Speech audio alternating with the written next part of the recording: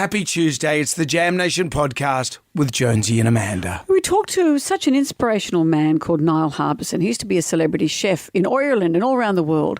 He threw all that in to move to Thailand to rescue, save and rehome street dogs. His story is incredible. From incredible stories to incredibly weird stories, for some reason you brought to the table this morning, where would the genitalia on a centaur be placed? Where the man ends or where the horse normally has it. This is the stuff they should have on Q&A. And more animal stories. I found something from the BBC archive from 1968 about a man who had a pigeon living on his head. Yeah. It was quite a show today. Down to the Jonesy and Amanda Arms for the pub test, a statue for coming forth. Should we have a statue for the Matildas? It's all coming up in our podcast. Everybody online.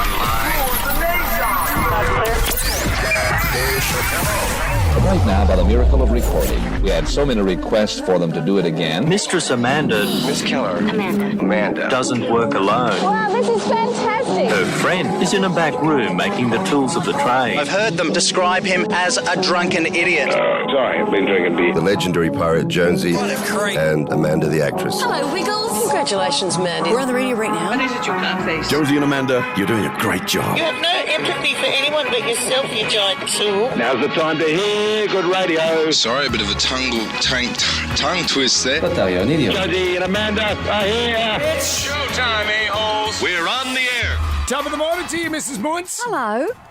Hello. Let's start the show with a handout. I love handouts. Pass these around the class. I saw this yesterday and I've printed it off. Okay, it's a picture of a centaur. Okay. You know a centaur. Let's discuss a centaur. Half man, half horse. Yes. Kind of creepy, kind of sexy. So it's a man's head, torso, arms. Yep. And at the lower groin transitions into the body of a horse. And this is discussing if the centaur had private parts, Yep. would they be, and they've done two illustrations here, would it either be where the man's genitals would be, Yep. or the second option where the horse's genitals would be? I'm saying second option. No! Yeah, that's where it would be. Because it's coming out of his chest otherwise. The man morphs into the beast. I can see why it would be unsightly to see it front on if it was hanging at the front. So But what's the use of it? I mean, actually, let's discuss this. Just in terms of preference, I would rather it was at the human part. Yeah, because then you're having it off with a horse. I'd rather have it off with a human Than a horse. Do centaurs have it off with horses or humans? I think it'd be a bit from column A and a bit from column D on that But one. if you're having it off, if a centaur's having it off with a human, how does that second option work comfortably? Well, that wouldn't work well. No. You'd have to, position yourself. Ryan's typing. What are you typing? I'm looking it up. Does the centaur have it off with a horse or human? All you see is the treaties that I've written over the years. Because I find centaurs a little bit attractive. Okay. Sure you do. Because they work out. They look good. They're ropey. And there's something masterful about them. Of course. And give you a ride home in all senses. That's true. You can get on his back, yeah. Don't have to wait for an Uber. Yeah, exactly. I wouldn't clean up the plops. No, there would be that as well because they're half beast, as you know. If you look at the picture, though, I think the answer is where his genitalia would be as to how he would wear pants. And if the genitalia was down in the lower part, like in where the horse's genitalia is, then that's where the pants would be. Does a horse wear pants that start at the waist, and it's just the back end wears pants, or are the pants on all the legs and go halfway up the body? No, to be on the back end. So you've just answered your own question as to where the genitalia would be. And it's on the beast part. All right, well, then I give up my dream of having it off with a centaur. Take down your Tinder profile that you're open for... you're available for centaurs and other mythical beasts. Another dream. I didn't ask to be born. You ruin everything for me. Well, I'm sorry about that. Action-packed show today. Well, it's all there for you. We've got Instagram making its return. We've got lots of things coming up. Should we start with the Magnificent Seven? We and while can't I do get over anything my to heartbreak? Do the Magnificent Seven. He's very casual with my feelings. The Carolina Reaper is the world's hottest what? Jonesy and Amanda. Nation podcast. And there are 7 questions. Can you go all the way and answer all 7 questions correctly? If you do that, Amanda will say... Am I the only one that has a crush on a centaur? What about, what's the other ones? What's the goat one? The Yeah, half no, man, half I goat. don't. The ones that Pan, stand upright. yeah. Doesn't he play a little piccolo? I find those ones very creepy. Okay. Because I've got, there's nothing attractive about a goat half. Yeah, but a horse half. Horse half is strong, and a horse half can carry you home. Yes, Ryan? That's called a fawn. A fawn. I put it to you just did it for the genitalia. No, I think it'd be frightening. It'd be a lot to take on. Remember that time I went on a date with Mr. Ed after the Logies that time. Yeah, right. Couldn't walk for a week. That's what he said. This makes no sense. Makes no sense. Let's get into the Magnificent 7. Ben's in Riverstone. Hello, Ben. Yes, morning. How are you? Very Good, thanks, well, Ben. thank you. Stop being playful. Let's get on with Ben. it. The Carolina Reaper is the world's hottest what? Chili. Chili. How many legs does a crab have, Ben? I'm not into them, okay? Is that including the ones you eat with? Oh, Are we including its big little claws at the front? claws? That's a good yes, question. we are. I'd say We are yes. including the claws. At 8. Oh, sorry, Ben. Someone's already got to that crab. We've got Nev in Terrigal. Hello, Nev. Good morning, guys. How you going? Very well, including the, what did you say they were called? Claws. Claws. How many legs does a crab have?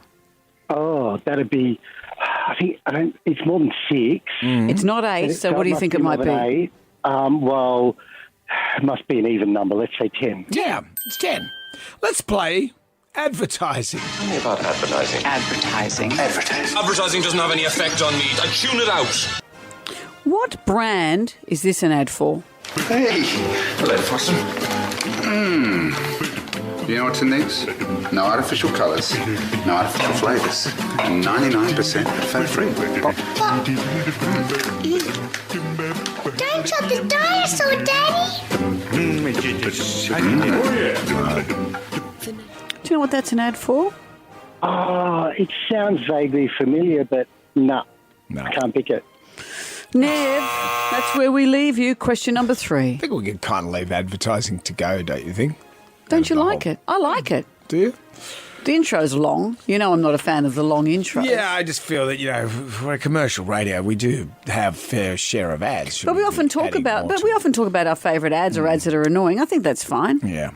They can take it up with the feds. I've got enough going on today when I discover that centaurs aren't up for it with humans.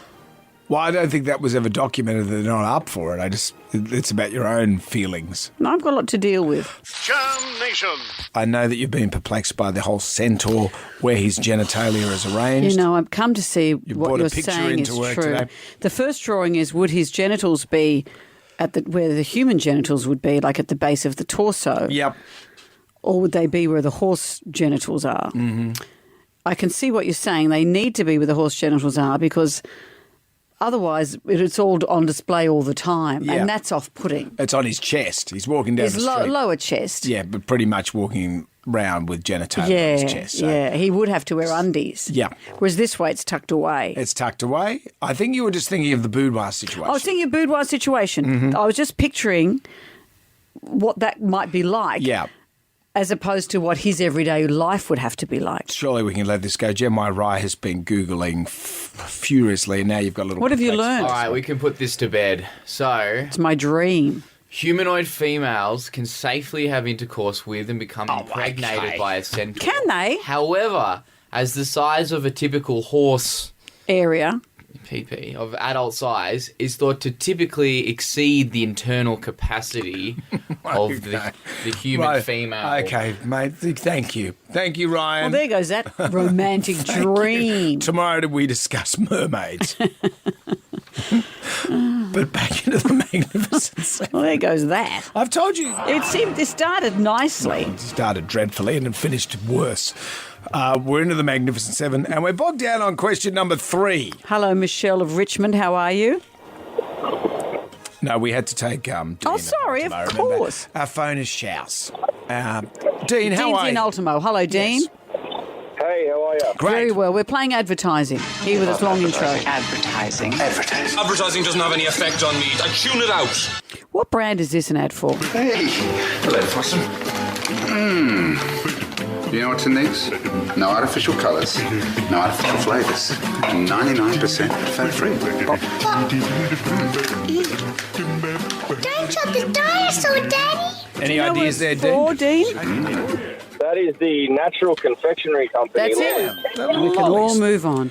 I think that's the last time we'll do advertising. I think we're going to flick that one. What does it mean to get an eagle in golf, Dean? Is it A, 1 under par, which is a birdie, B, 2 under par, Don't give the answers. 3, C, 3 under par? It's 2 under par. You know, you play golf. Oh, you ruled out number 1 as you went.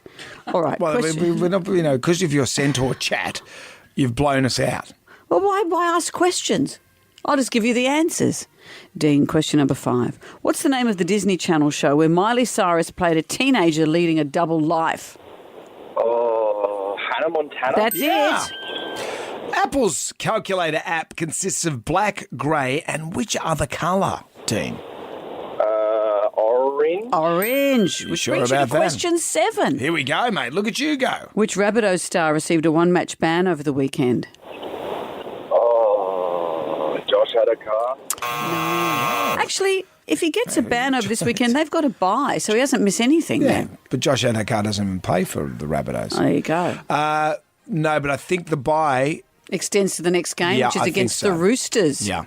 Michelle, we want to talk to you. No, But we're there's going to go to something Sam in happening with our phone Seaforth. system. Hello, It's hopeless. Sam. Sam's in Seaforth. G'day, Jonesy and Amanda. How Hi, are you? Sam. Very Great. well. So which Rabbitohs star received a one-match ban over the weekend for question 7? Oh, I'm not a big NRL fan, but would it be Latrell Mitchell? It's Latrell. It's Latrell. The trouble with Latrell. Apparently he's getting all favourable treatment these days. Yes, well, then he's got a ban, which isn't so favourable.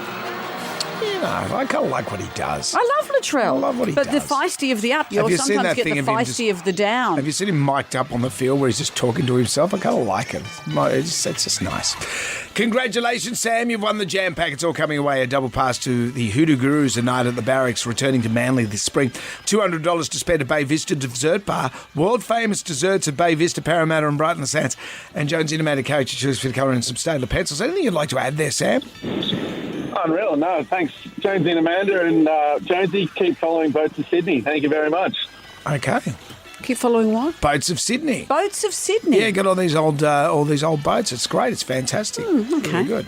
Jonesy and Amanda. Jam Nation Podcast. Listen up good. We're listening. I'm going to make this short and sweet. I'm only going to say it once. Wake up. I'm going to flip through the Jalmanac, our big book of musical facts. Oh, Brendan, you'll remember this day. It'll be indelibly etched in your brain. Mm-hmm. In this day, in 1981, Duran Duran released their hit song Girls on Film. Oh, I'm not familiar with that. The song was written by all 5 of the band members. It was about the exploitation of fashion models. You know what the song's about, or would you just remember the film clip? I haven't seen the film clip for some time. Perhaps I For should half put an it hour? on and just refresh. It's about the exploitation of fashion models who must deal with dehumanising shoots in a frenzied environment where they're objectified for the masses.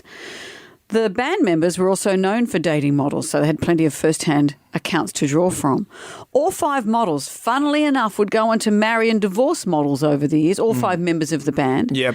But Simon Le Bon, his marriage to a famous model ended up being a very successful one. He married, remember Yasmin Le Bon? Yasmin Le Bon. They've been married for 36 years. They've got 3 daughters, 2 grandchildren, one of the most enduring couples in music and fashion history, I think, in the industry. But it's interesting that all the band members had a type, and that type was beautiful models. Yeah. How interesting. How does it happen? Yeah, what's that? What's your beef with that? Why aren't what they can't all- a man have a beautiful model as a wife? Of course he can, and how interesting they all found the same type attractive. Anyway, let's listen to I this. don't know why you're getting so all your panties in a bunch over this. Oh, could you not say panties? I'm just going to put the film clip on just to refresh my memory. Jam Nation. Speaking of women, the World Cup, the reverberations are still being felt around the world, and the impact of how it made us all feel and what incredible achievements from these women and representing their countries. Prince William is still under fire for not having come to Australia. Apparently his reason was that the fires in Maui gave more weight they say that this is the explanation from Kensington Palace, that such a short trip over such a long distance would have violated his environmental principles. But I was reading this article in the Herald by Nick Bryant this morning who says, well, surely he could have rustled up enough seats at the front of a commercial flight that was already coming here. Yeah. And if he wants to be our head of state, as people have said, sorry, it's too far for you now? And what's the fires in Maui got to do with it? Because of just environmentally, you don't want to be adding to the confusion of the environment right now. Okay. So it's a PR kind of call. Sure. Interesting. You know how we played Prince William's call out to the Lionesses before the final? He said, look, we're not going to be there, but... It looked like a $10 cameo. It did a bit with Prince William and Princess Charlotte. Lionesses, we want to send you a huge good luck for tomorrow. We're sorry we can't be there in person, but we're so proud of everything you've achieved and the millions you've inspired here and around the world. So go out there tomorrow and really enjoy yourselves. Good luck, Lionesses. I would have rather that guy sing Chocolate Rain. It does sound like those ones for $15. Can you give me a shout out? Yeah. Well, then also David Beckham, before the Lionesses final, he wasn't in Australia either, but he did a filmed shout out with his daughter. What's her name? Harper, with his daughter Harper. Hey, girls. I just wanted to say, wow, what a tournament it's been so far. It's been so much fun to watch, and we're all so proud. As a nation, what you've achieved already, but seeing you girls play as a team, it's been really incredible. So continue to do so. Good luck in this next game, and just know that our whole nation is behind you as always, and good luck. Good luck, Lionesses. And there's Harper. Keep inspiring these girls because it's incredible to watch, and I'm very, very happy that you're doing it for this one. Good luck, girls. He's come back for the second bite of the cherry. If Posh was filming that, I would have been saying, wrap it up, David. Come on. I'm off to eat a lettuce leaf. I've got to hurry. You'll warm up. We've got lettuce leaf for dinner. But the point of this is, he himself said,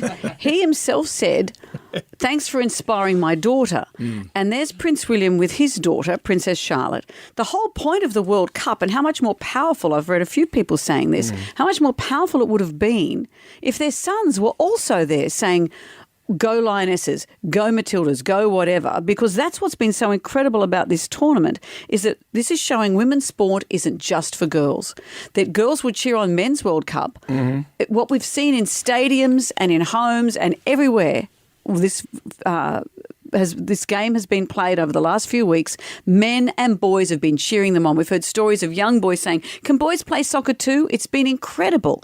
And yet we still had the trope of, hey, you're playing for the girls. Good on you. Add to that, why don't we, the kiss. Did you hear about this? The Spanish Football Federation president, when they were on the night, putting medals over the girls' heads, he grabbed the Spanish midfielder by her head and planted one on her lips. Such an invasion, being kissed on the lips. Pitch invasion. She said, I did not enjoy that when she was asked about it afterwards. So it's not necessarily a Spanish thing that everyone accepts. It shows once again these levels of misogyny and the levels of the way that girls in their sporting arenas are still viewed. Interesting, isn't it? Now let's talk about what happened with the Spanish captain. Her name is Olga Carmona. This is the shirt lifter. Her father discovered just before she went on the field, well, she didn't discover, but her father passed away the day before the game. And they chose not to tell her. Oh, she didn't know. She didn't know. She was told after the game. I was wondering if it was a club decision not to tell her, but no, it was her family and friends decided not to tell her so she could focus on the World Cup. And she herself has said that she felt like, without knowing it, I had my star before the match started, that he was looking over her with his strength and support. But that's a big call to make for somebody, isn't it? Yeah. Would you rather know or not know? Well, you remember when my dad died? I thought he was still alive. I went out to see him in the hospital and I walked into the room and he was lying on the bed. And I said to the nurse, is he dead? And she went, yes. Didn't you know? And I said, well, I do now. And I started laughing. The hospital was But that's a different scenario. But, you know, at that time. As weird as all those, not weird, it's a horrendous moment. But I know a girl who wasn't told about her mother's death in time, and it plagued her for years and years. Sure. But if you were lining up to do some big achievement or something like that, then... Interesting. Would you rather know or not? Would it spurn you on to do greater things? I'm doing this for Dad. Well, she did great things, but Yeah. she didn't know. And it sounds like from this public statement that she had no anger at not being told. These but are the that's a big things. call, isn't it? Yeah. This tournament has delivered everything. It's given us everything. The length and breadth of humanity has been laid out before us. And meanwhile, the Beckhams are sitting down to have a giant lettuce. They're sharing it. They're sharing.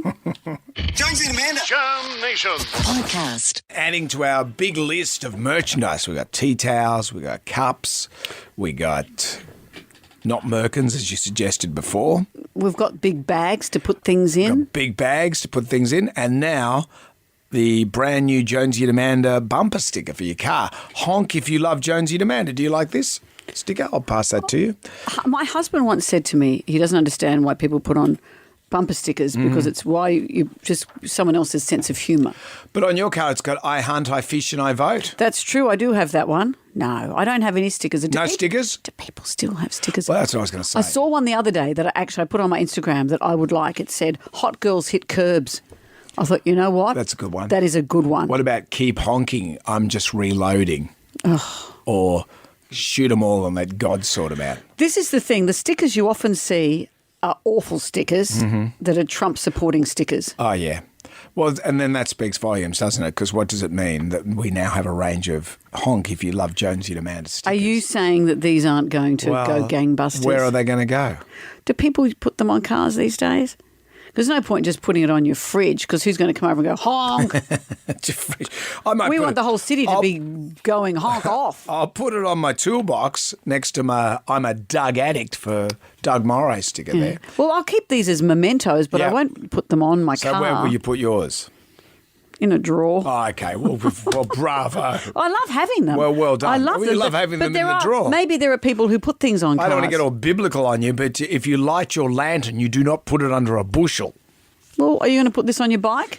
No, it's a bit too big for my bike. Oh, is it? What about your other big bike? And that other one that's even bigger than that? Well, the one that looks like it's carrying a sofa. I think you can probably fit it on that one. I don't. Put on your helmet.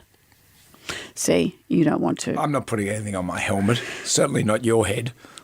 Well, we're grateful to have them. We're very grateful to have these stickers. Yes, of course we're grateful. And people, I hope where can people get these from? I hope people love them. I don't know. Send a stamped self-addressed envelope to your nearest capital city. Go to Amanda's house and check in her cupboard door. Go into the third drawer down, you'll find them. Jam Nation. We're in the ground right now. Who wants some free money? Instant. Coin cash. Moolah. I like the sound of that. Jonesy and Amanda's You've got 10 questions, 60 seconds on the clock. You can pass if you don't know an answer. We'll come back to that question if time permits. If you get all the questions right, you win $1,000. But wait, there's more. You can walk away with $1,000, but we might tempt you. We'll say to you, do you want to play double or nothing? Imagine $2,000, but one bonus question, but you could walk away empty-handed. Imagine all the honk if you love Jonesy and Amanda stickers you could buy with that $2,000. Well, considering they're free. Yeah, they're free. We're just doing a bit of market research, Lee of Penrith. Do you think bumper stickers are still a thing? I'm driving around and I was looking when you guys were talking about it and I haven't seen a single one. Well, they've just released. No, Lee means in general. Bumper stickers in general. None. No car anywhere near me has got a bumper sticker on it. If we gave you one, would you put it on your car? I'd put it on my kid's toy car. Okay, that's good enough. I think that's good enough. Well, proportionally, it's like a matchbox car. Actually, there would be a giant sticker. It'll cover the whole car. No, it might be a big plasticky thing. Anyway, let's see if we can get you $1,000. We'll send you one anyway, Lee. We will, Lee. Regardless of what happens here. So, 10 questions, 60 seconds. We always say, if you're not sure, say pass because we usually have time to come back, okay? Okay. All right, Lee, good luck because here we go. Question 1. What cat is considered bad luck? Black. Question 2. Rolex is a brand of what accessory? Watch. Question 3. What are the 2 colours of the Swedish flag? Pass. Question 4. Cottesloe is a suburb of which Australian city?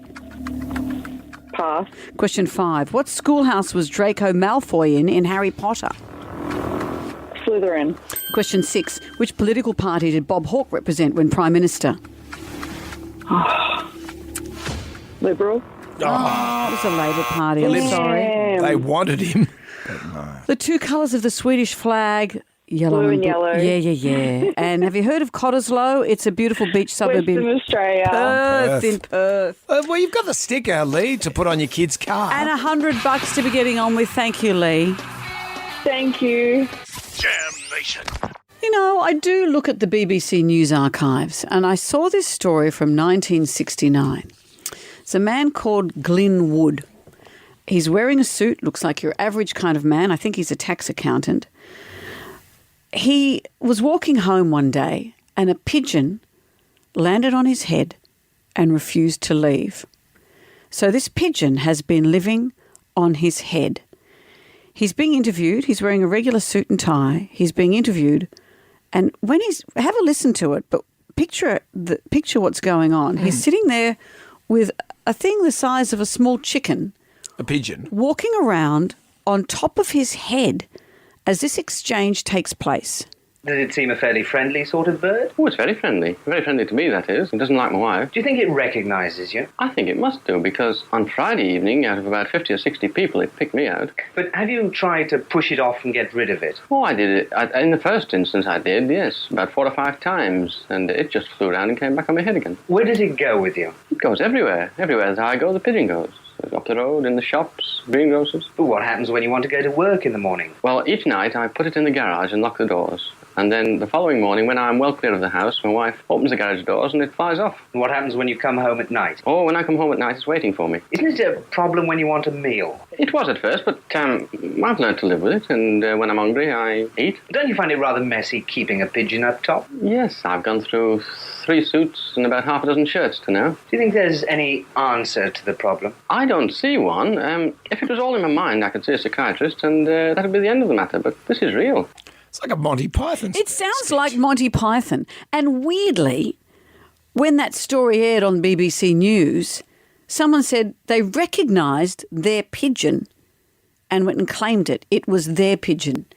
And it had flown away and had lived on top of Mr. Wood's head for over a week. And then they said no. They recognised Charlie on the news. Yep. And they found it and Charlie went home with them again. So the story just got weirder. Whenever you see a dude walking around with a bird on his shoulder, you think, okay.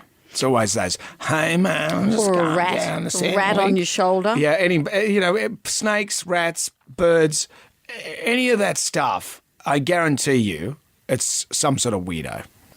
Yeah, it's like when you see a grown man riding around on a BMX bike. You do that? Day. You do that? With no shirt on. You're just jealous?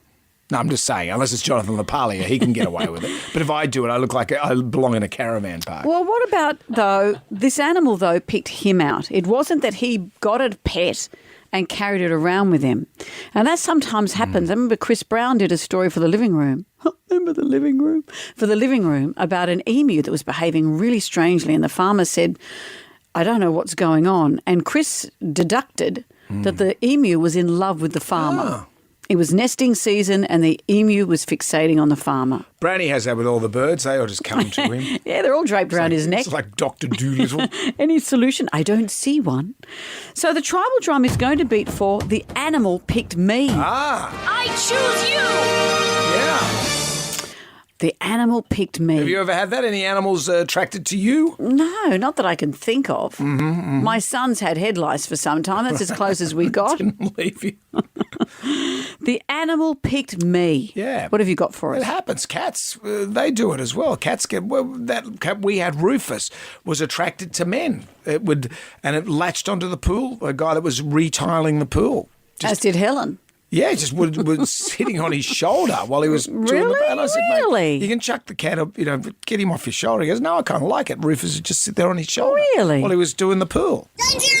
Jam Nation. Podcast. So, Amanda, you found a story about a British man from the 60s who had a pigeon live on his head for a week. Yeah, the pigeon just flew onto his head and wouldn't leave. Stayed there for a week. The tribal drum is beating. The Animal Picked Me. Does it seem a fairly friendly sort of bird? Oh, it's very friendly. Very friendly to me, that is. It doesn't like my wife. It's all And it would have stayed living there for much longer, but someone saw the story and recognised, that's my pigeon, Charlie, and went and collected it.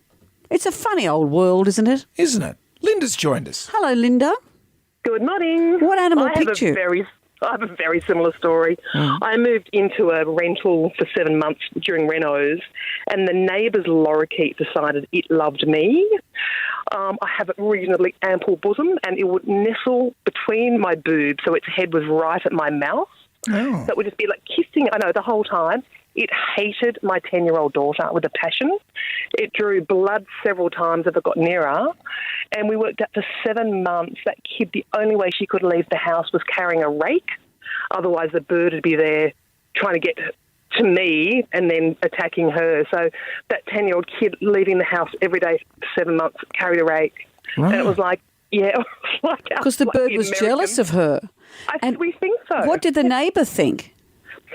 It was an elderly lady across the road. She didn't mind as long as the bird was safe, but it was just constantly at my house.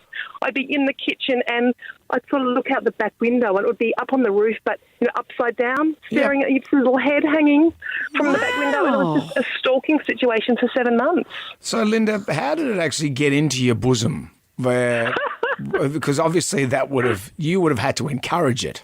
I didn't encourage it, but I might have let it in. Sort of had big sliding doors to the front of the house in the bedroom. As I'd be in bed on the weekend, he'd be at the window tapping on the window. Yep. And so if I'd let him in, boom, he'd be up there sitting on my chest or sitting on my head. So he'd go on the chest and then he suddenly went in. Well, you probably made him, you thought this is cute and put him in there. Yeah. Did you put him in there, Linda? No, I didn't put him in there. He put himself in there. And Linda, what happened after 7 months when you had to move? He would be pining? Well, we moved out and we did go back about 4 weeks and we used to call him Cheeky Chops, and we kind of called out and he wasn't there. So I figure he probably just moved on. He probably just got his next stalking victim. I don't know. You feel like he's only a You little might bit be jealous. Yeah, you see that bird, Cheeky Chops, in someone else's bosom. What a story. And your poor daughter leaving the house carrying a rake. Yeah, gee. Wow. Like he didn't live next door to Ricky. What happened to him? Remember him? With the 10-foot diggy. And? Do we have to do this? Well, where does the rake come in? Well, because the lady thought it was a snake, so she hit it with a rake, and now it's only 4'4". I love our chats, Brendan. Which is quite a substantial. The animal picked me. We're going to take more of your calls. Jonesy and Amanda. Jam Nation. Podcast. We are back, baby. This is it. Put the pedal to the metal. Ready? Here we go. And step on the gas. Go! Amanda found an old story about a British man that had a pigeon live on his head for a week. The tribal drummer's beating The Animal Picked Me. Does it seem a fairly friendly sort of bird? Oh, it's very friendly. Very friendly to me, that is. It doesn't like my wife. So, as he's being interviewed by the BBC, this pigeon's just walking around on the top of his head. And he said that it stays on his head when he's eating, when he's at the pub, when he visits his friends. It just stays on his head. Someone saw the news story and said, "That's Charlie, that's my pigeon," and went and collected the pigeon. And when you think about history, remember Beretta? He used to walk around. He was a cop, go around solving crimes. He had a big cockatoo on his shoulder. But this isn't about what you keep on your shoulder or on your head. This is about when an animal chooses you, because this bird just flew out of nowhere. This pigeon landed on his head, and that was it. What about Sam Bloom? Rendered a paraplegic, and the penguin Bloom, the little magpie, came in. A magpie called that they dubbed Penguin came to live at their house and really healed the family. An incredible story. They got a movie out of that. Tribal drum is beating for The Animal Picked Me. Eve has joined us. Hi, Eve. What was the animal? Good morning, guys. How are you? Very well. That's good. I had a cat who was 19 years old. He passed away, and we were living in Hornsby at the time, and we had a big bushland right up the back of our property. So we decided to go and bury the cat. About a month later, we like to go for a bushwalk, so we were walking along. We went and checked on his grave to make sure nothing had dug him up or that, anything was wrong with it. And I turned around and this little kitten came out of nowhere and crawled up inside my pants leg and basically picked us to bring him home. There was no homes anywhere. There's no mum cat, no one else around for miles. This little kitten just came out of the blue the same time that we were at his grave. Wow. Wow. And you raised that cat then as your own? we raised that cat. I had him for 5 years, and he's now living with my ex-husband. But, he picked us. We had the first cat for nearly 19 years. You said and this little kitten was so healthy. I called him Tiggy because I thought of Tiggy out of, the movie. Anyway, Winnie the Pooh. Winnie the Pooh. Yeah, Pooh Bear. So, that was it was meant to be. I couldn't leave him there. That's amazing. Like you didn't quote Pet Sematary, because maybe that cat had come past as a... It wasn't an evil spirit. Wasn't an evil cat. Was it an evil cat? Only to my ex-husband. But now he's living with the ex-husband. He used to have a go at him, but he was sort of very loving towards me. So it was very nice that we had him, and it was sort of a somber day going to see the grave, and then all of a sudden this little fur ball wanted to come home with me. So. Love it. Thanks, you, Eve. John has joined us. Hi, John. What animal picked you? Yeah, hi, how you doing? Very well. It was a cockatoo. Yeah? Yeah, cockatoo. What had happened was I got home from work and I've made a cup of coffee. I'm sitting on the back veranda and minding my own business, and before you know it, there's about a dozen Indian minor birds flying into the yard. And they're putting on a little show in front of me. Don't know why. I'm thinking, this is weird. Never seen this before. Probably went for about 15 seconds. Yeah. And then a group of magpies come along and they scare them off and they put a little show on. I'm thinking, hang on, what's going on here? Like, what the hell? Yeah. So I'm sitting there drinking my coffee, I'm thinking, what is happening? And they put their show on again for about 15 or 20 seconds. Anyway, they turn around and they fly off. About 10 seconds later, about 15 or 20 cockatoos fly into the yard. Yeah. And they're just flying around doing their own little show. And I'm thinking, someone's recording me. This is a setup. No way. And I'm looking around, and it's just a normal afternoon. Sure. Weather was great. They're flying around doing their little show. The yard behind us has got some tall trees in the backyard. Anyway, they decide to all go start landing in these trees. The last one that lands at the highest point is facing north. I'm facing the city, which is east. Yeah. And he turns to his left. I swear he looks me straight in the eyes and he goes, hello. What, the cockatoo? I nearly fell off my chair. He said the word hello. Yeah, he looked me. I just thought they were wild birds. And he looked me right in the eye and he goes, hello. I slid back on the chair. I was just like, no way. This can't be happening. No way. And then ever since then, same thing happens every day. I'll get home, I'll go out in the back veranda. Yeah. I'll put a bowl out of birdseed. Yep. And he comes by every afternoon now. Wow. And the other birds don't come back and put a show on? I don't have him. I haven't kept him as a pet. No. I put him in a cage, but I get to see him. Remember that time, Brendan, when you went out and all the birds put on a show? Your wife was furious. John, we've had some incredible stories what was in today. that coffee? Just coffee. Wow. Let's all take a deep breath. It's like that frog. Remember that frog in the Warner Brothers cartoon? Hello, my baby. Hello, my honey. You know, remember that? And the guys come past, and there's just a frog just sitting there. I'm flummoxed by the stories we've had today. Amazing. Jam Nation. Let's get on down to the Jonesy Demander Arms for the pub test.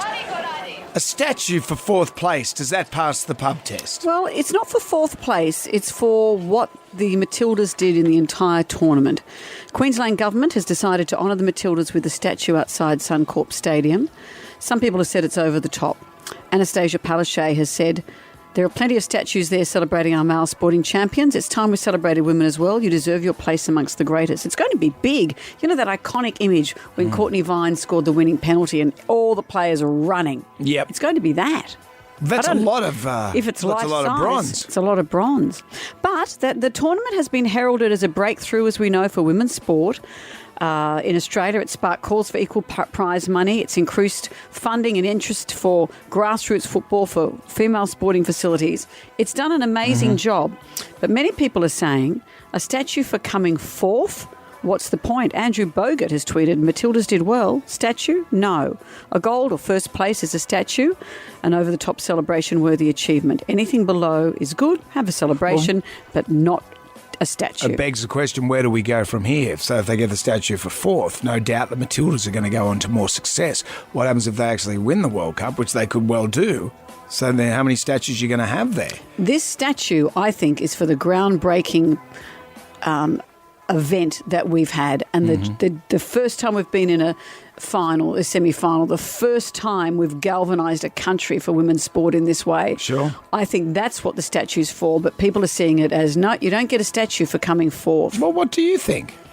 A statue for the Matildas. Does it pass the pub test? Jam Nation. We spoke about girl maths recently. This is where girls seem to do equations in their head to justify things. If you're going to buy an expensive handbag, you say, well, I'll use that once a week for the rest of my life, therefore it's only been $5. It's almost free. I was going to go and buy something, chose not to. So that's $300 that I now have to spend because I didn't buy that. It's the justification and the maths you do in your head. We also spoke about girl dinners. This is where girls are giving up the need to have to cater to men when they're cooking and say, you know what, I just want a couple of crackers and some olives tonight. That's me. But what about girl calories? I've been thinking about this, the way that we justify to ourselves what is calorific and what isn't. And I asked around a number of girls here in the office and their friendship groups because I have no friends. And here's what we've come up with. This is, I think, how girl calories work. If someone offers you something that you didn't seek out, like a biscuit, yep, doesn't count. If you don't have dinner, the next day you can indulge with no guilt because you haven't eaten anything the night before. The next day's calories don't count. It's a free day. If you pick at something or tear the corner off it, like a corner of a pie or a bit of pastry, croissant, doesn't count. If you don't have a main but have lots of starters, doesn't count. It's a light dinner. This one is particularly true. Complimentary food, like a bread basket before the dinner, it doesn't count as calories. For example, I'm not hungry, I'll just have a salad, but then you proceed to eat the entire bread basket and have it refilled and have 17 glasses of wine. None of that counts because all you've had is a salad. Liquids aren't calories. Wine doesn't count as calories. If you eat something while you're cooking or prepping food, doesn't count. Kids' leftovers don't count. You're saving the environment from waste. If you're drunk and you eat something you don't remember, it never happened. If you eat leftovers from the fridge with a spoon, if you don't plate it up, it doesn't count. If you choose dark chocolate rather than other kinds of chocolate, it's like eating air, doesn't count. Anything that doesn't touch your plate, if you eat chips off your husband's plate, doesn't count. Or what I do to Harley, I won't have a dessert, but I want you to order this, and then I eat that from his plate. Yep. He hates it. And you're just doesn't eating count. a whole Black Forest cake. If you eat something, doesn't matter what it is, it could be a sugary, fatty teriyaki chicken, doesn't matter. If you have it with brown rice, then it's okay. Doesn't count. Yeah. This is girl calories. You understand, Brendan? Yeah, sure. Good. Don't query us. That's how it works. Okay. That's why I order extra chips whenever I eat with you, because I eat the right amount of food for me. And I take a couple that are free, calorie-free. That's how it goes. Jonesy and Amanda. Jam Nation. Podcast. We're not gonna take it. I want you to get up right now. I feel like I'm taking crazy pills. Go to your windows, open them, and stick your head out and yell, I am as mad as hell. I'm not gonna take this anymore. Down to the Jonesy and Amanda Rams for the pub test, and today, statue for fourth place. Does it pass the pub test? Queensland Government has decided to honour the Matildas with a statue outside Suncorp Stadium. Many have labelled it over the top, saying, well, they came fourth. What's this about?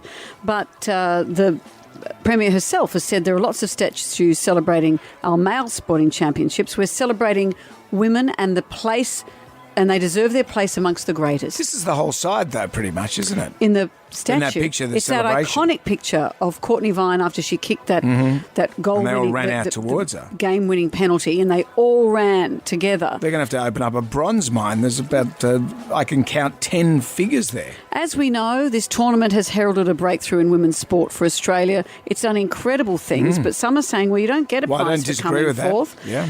Interesting. Someone just sent me a text saying, what about women's cricket team? The Australian women's cricket team dominates the list of World Cup winners, a record 7 titles, a record crowd at women's cricket in Melbourne for the semis. And last month, the Australian netball team, the Diamonds, crushed England in the biggest World Cup win in almost 3 decades. They've been champions this 12 times. But if it's like a museum piece and they're talking about that part around Lang Park where you got Wally Lewis and all that probably might look spread out in the forecourt. That might look all right. Oh, it would look amazing. But what and it'll remind us of how we've felt over the last month. Begs the question, though, as well. The Matildas go on to win the World Cup. Then you're going to have to put another statue. So you've got the whole team there. Then you're going to have another statue. But I don't think this is about winning or coming fourth. No, it's about time what and place. has a time and place. That's right. Well, the statue for It's a fourth tough one. place, does this pass the pub test? Absolutely, it passes the pub test. Look, I know people are going to say they only came fourth, but it's a lot more than that. I've been in grassroots ladies soccer for 25 years, and this has achieved everything everyone has been trying to do and more, and it's just proven that the girls are now up there and they deserve to be recognised for their achievements, because we're not just talking about this year, we're talking about many years. It definitely passes the pub test. You're ignorant to think it doesn't. It's not about sport, it's about what it's done for women's sport. No, it doesn't, mate. You know, if they win, fair enough, but they got the keys to the city in Brisbane, that's enough. Yes, it does, because it's about what women have done, what they've done for women's sport. It's not about what place they came. I can't tell you what any of the score points of any of the other statues are. It's about what they've done for the sport. Well, yeah, I love the idea of having the statues for the Matilda. We can put it right next to Barty and the Australian female cricket team that just won, and then the Australian netball team that just won. But the thing is, if you're going to start, you do them all. Interesting. Yeah, that's a lot of bronze. Thank you for all your calls there. Jam Nation. You know, I love my dog and puppy animal rescue stuff on Instagram. Well, I found a guy called Niall Harbison. He lives in Thailand and he's quite extraordinary. He feeds the street dogs. So he takes some into his sanctuary. He saves some if he can. But what he does is he feeds the dogs that are living on the street. Here he is on Insta describing some of his morning routine. I feed 800 dogs every single day. The last 15 months, my mornings start at 5:45 a.m. I'll start by walking my own dogs. I then go up to the sanctuary to help get the food ready for 800 dogs, and I take care of any of the dogs who need medication, surgery, and any type of vet trips. There are 500 million street dogs in the world. My aim is to halve that number in the next 20 years. Gee. Extraordinary, isn't it?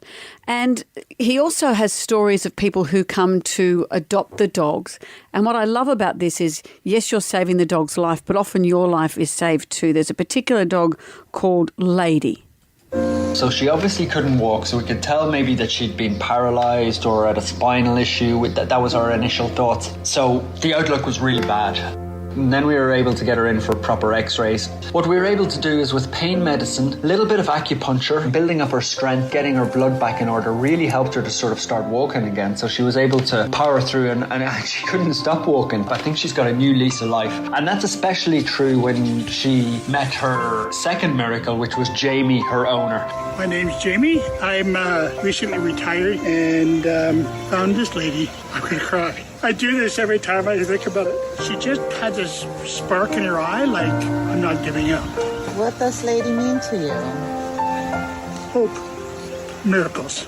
Oh, That's wow. nice. Beautiful. Well, the man himself is joining us next. Jam Nation. If you're on social media and you love animals, chances are you know our next guest. His name is Niall Harbison. He went from being a successful entrepreneur, cooking for celebrities like U2 and Tom Hanks, to caring for stray dogs in Thailand and growing over 1 million followers in the process. He credits the dogs with saving his life, and he's written a book called Hope, How Street Dogs Taught Me the Meaning of Life. Niall, hi. Here he is. Good morning, guys. So nice to talk to you. I've seen all your stuff on Instagram. I didn't realise your backstory and the kind of life that you stepped away from. Tell us about those big, high-flying years of yours. Yeah, well, I was a chef for a long time and cooked for a lot of famous and rich people. And then I set up businesses and was in the corporate world and kind of trudging to work like a lot of people, 9 to 5, pushing numbers around spreadsheets, stuff like that. And then I just decided to quit and head to the beach in Thailand, which is a dream, I guess, for a lot of people. Well, because it's interesting you go from being a chef to a number cruncher, as you say, but chefing is kind of more creative, isn't it? Yeah, it is, but it's also a really hard job. Most of us eat and enjoy our time out, but like you're working pretty antisocial hours. I used to drink a lot. You're working weekends. You don't get to see your friends. So it's maybe not as glamorous as it sounds being a chef. I know, but when you say, you're cooking for U2 and people like that, you go, that'd be great. Bono would be, he'd always be up for a Guinness pie. Yeah, he ordered actually one time when I was cooking 37 full Irish breakfasts when he heard the chef was Irish and I was down in the kitchen. So that was 6 o'clock in the morning. So he was actually one of the nicer celebrities, believe it or not. When you went to Thailand, did you have this mission in mind, or you saw the need on the streets of Thailand?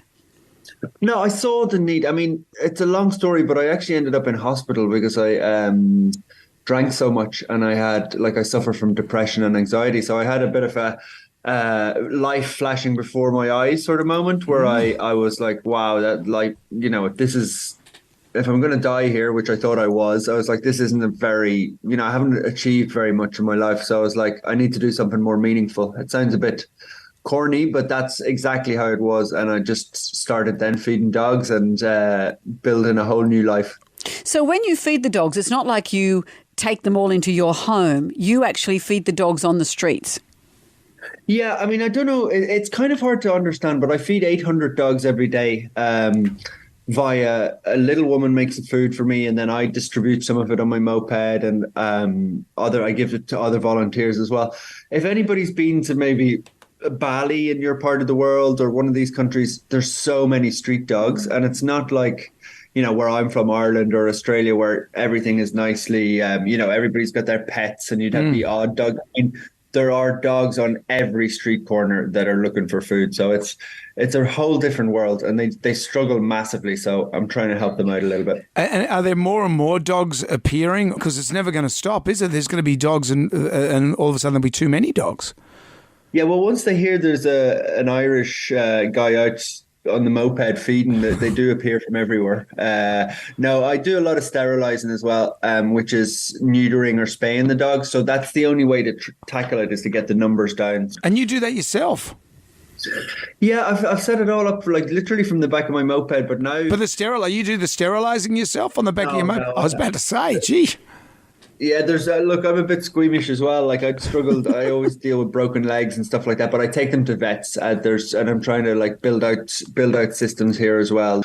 We have a team of vets and people on the ground now as well who help. Well, no, you're doing great work, because my experience with dogs, in the street dogs, is Lady and the Tramp, and that's pretty much and how they ate all the spaghetti. They ate the spaghetti. That was pretty much it. Yeah, I might go and watch that movie. I haven't seen that in a long time. It's good. It's good. It's good.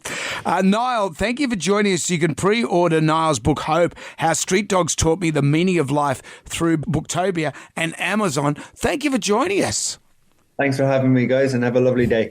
Jonesy and Amanda. Jam Nation Podcast.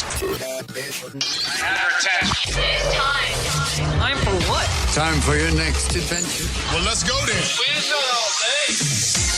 Our show started in a very charming way earlier this morning, didn't it, Brendan? And I put this on my Insta this morning. I saw something that says, they're discussing a centaur.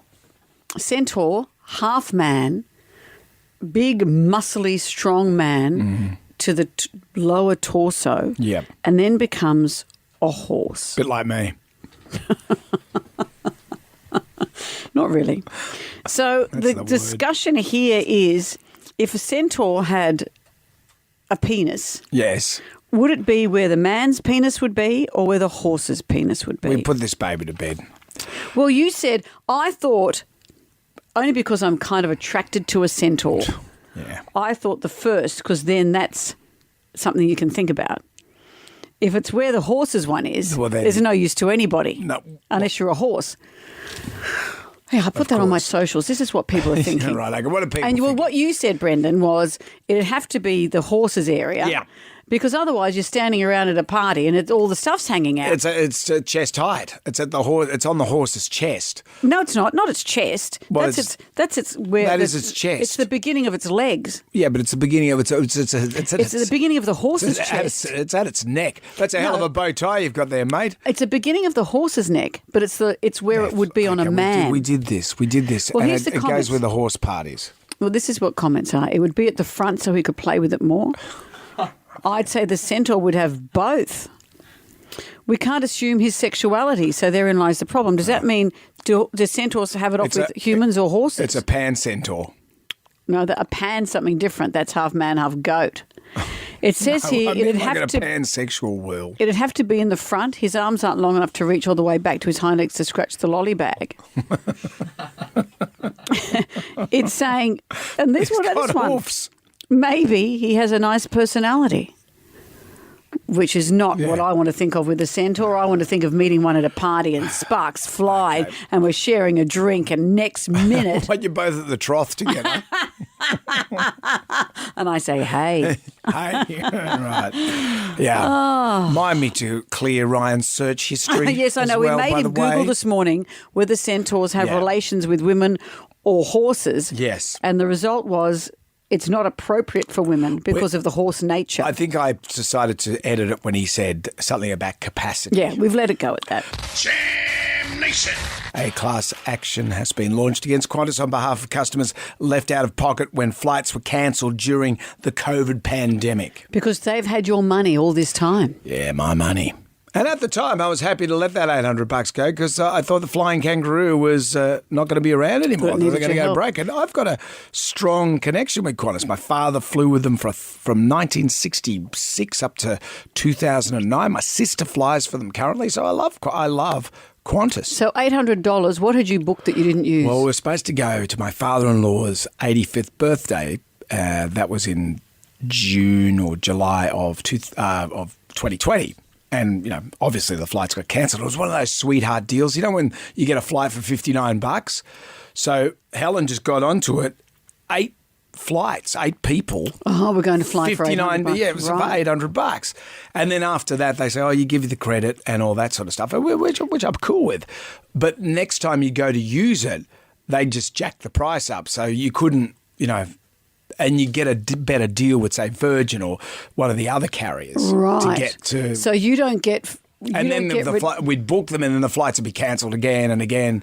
But you don't get those tickets again. You just get the monetary value. No, you again. don't get 8 flights. So even though you got a great deal, that doesn't get repeated. Yeah, and part of me was thinking, what's the big deal, Qantas? But then I see that they're making pots of money, and then I'm thinking, hang on, $800. If I owed you $800, you'd be at me all the time. Absolutely. Where's my $800? So Qantas owes me $800. Well, but can you get it now? Well, I'd like to. I said publicly, Alan, I tell you what, why don't you give me $400 and we'll just call it quits?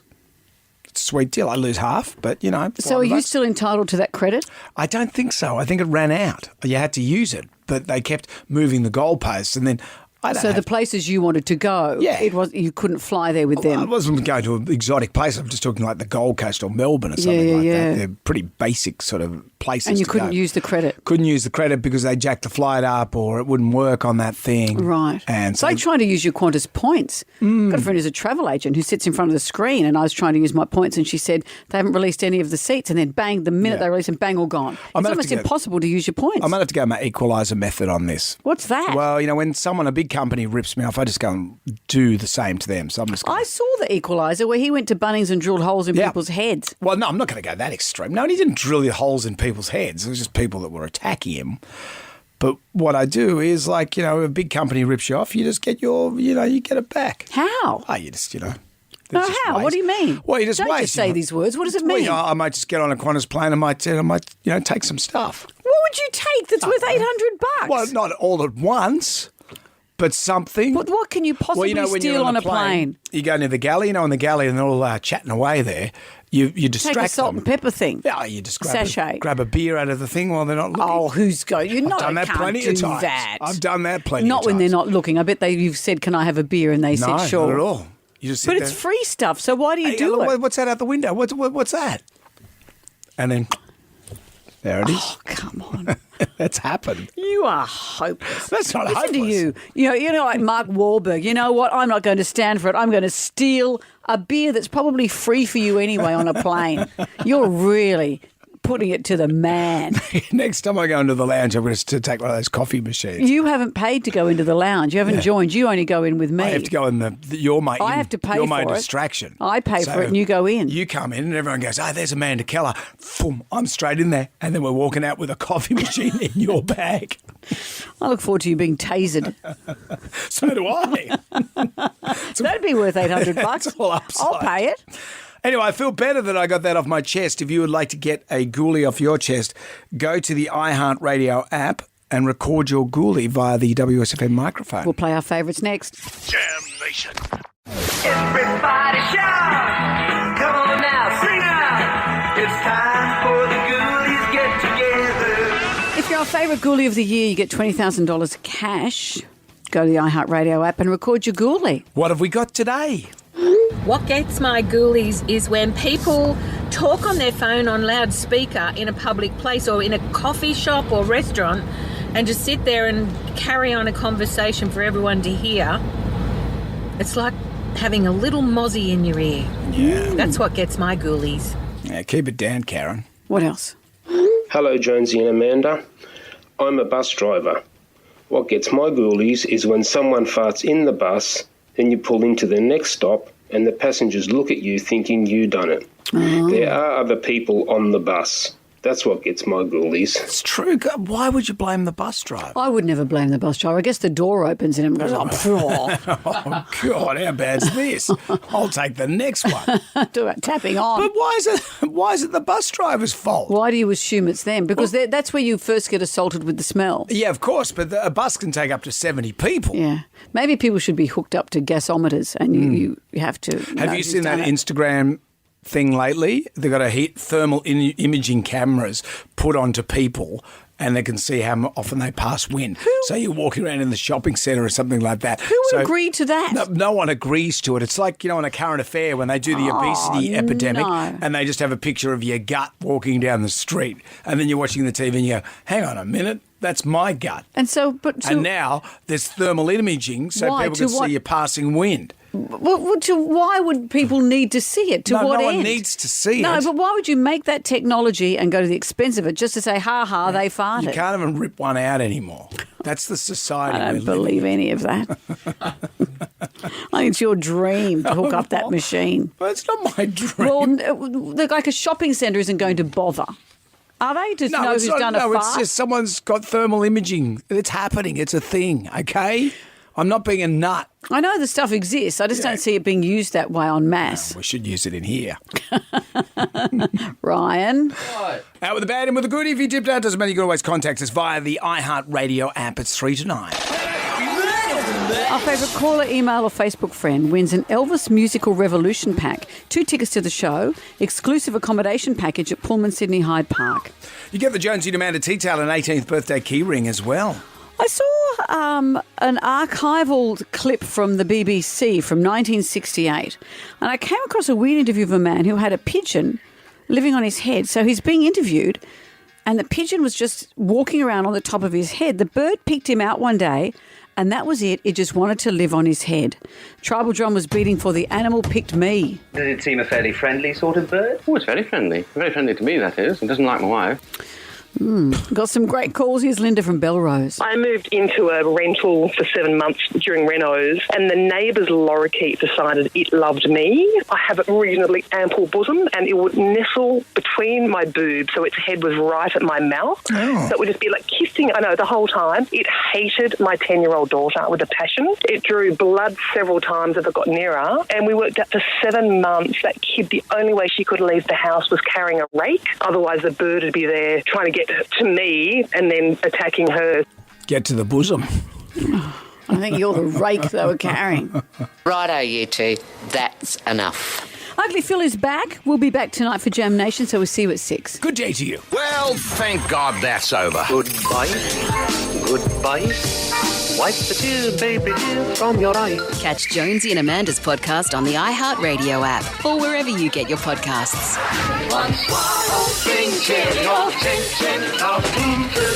Goodbye.